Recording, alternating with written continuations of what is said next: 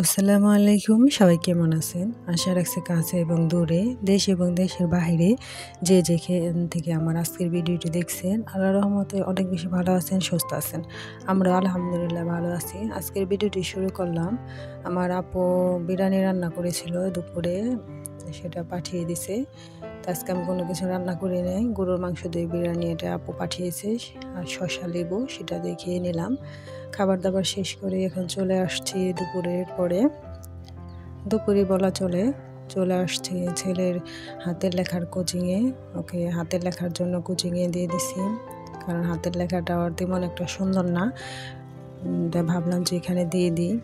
তো ক্লাসে চলে আসছি, এখানে হেড স্যারে বসে, এখানে গার্জেনদেরও বসার জায়গা আছে। আর এই তো আমাদের ক্লাস। যাই হোক, ক্লাস শেষ করে অনেক বৃষ্টি ছিল সেদিন, এত বৃষ্টি যা বলার মতো না। এরপরে একটা রেস্টুরেন্ট আছে সামনে, ওর তো আবার বায়না আছে যে আম্মু আমাকে এটা কিনে দাও, ওটা খাবো আমি। এরপর এখানে বসলাম, বৃষ্টি ছিল, বানাবে দেরি হবে সেজন্য বসেছিলাম আর সাইডে থেকে একটু ভিডিও করলাম। তো যাই হোক, অনেকক্ষণ কথা বললাম। এই পর্যন্ত যারা আমার ভিডিওটি ধৈর্য সহকারে দেখতে আছেন, প্লিজ একটা লাইক দিয়ে আমার ভিডিওটি দেখা শুরু করবেন। আর যারা আজকে আমার নতুন ভিডিও দেখতেছেন, একটু হলে যদি ভালো লেগে যায় তাহলে একটা লাইক, কমেন্ট, শেয়ার করে এবং সাবস্ক্রাইব করে আমার পাশেই থেকে যাবেন। আর যারা সাবস্ক্রাইব করে আমার পাশে আছেন তাদেরকে জানাই অসংখ্য ধন্যবাদ। এইভাবে আমার পাশে থাকবেন, আমাকে সাপোর্ট করবেন। আর এই তো আসার সময় আমি লতি, করল্লা আর ধনেপাতা নিয়ে আসছি, সেটা আপনাদের সাথে একটু শেয়ার করলাম। এই তো এরপর চলে আসলাম ছেলের টেবিল গোছাতে। ছেলে তো পড়ালেখা করে খুবই হরণ হয়ে যায়, কি বলবো, আর টেবিলটা গোছাতে পারে না, কারণ ওর মনটা তেমন একটা ভালো না, কারণ দেশে ছিল, এখন ঢাকা নিয়ে আসছে বন্দিশালায়, সেজন্য একটু মনটা খারাপ।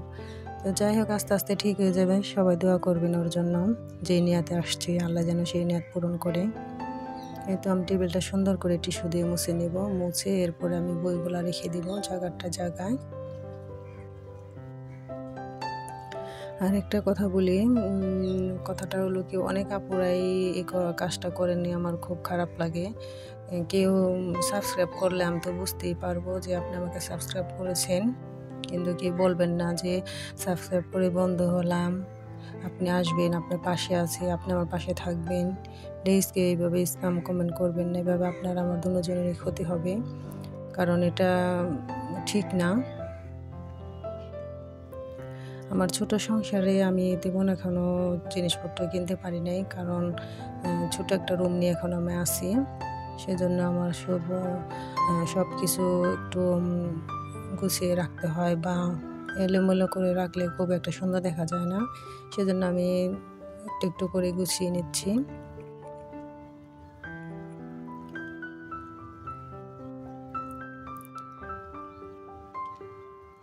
ছেলে নামাজ পড়ে সেই জন্য একটা টুপি নিয়ে আসছে, টুপিটা এই সাইডে আমি রেখে দিই, কারণ ওর জন্য না খুঁজতে হয়, এখানে রেখে দিই, এখান থেকে নিয়ে যায়। এটা হলো কয়েলের ইয়ে। আর দিনে ভয়েস দিতেছি কারণ আপনারা একটু শব্দ পাচ্ছেন মনে হয়, আমি যেহেতু পাইতেছি আপনারাও পাচ্ছেন, প্লিজ কেউ কিছু মনে করবেন না। 4 তলা থেকে একটা শব্দ আসলো একটু আগে। আমি তো এখন আছি 3 তলায়।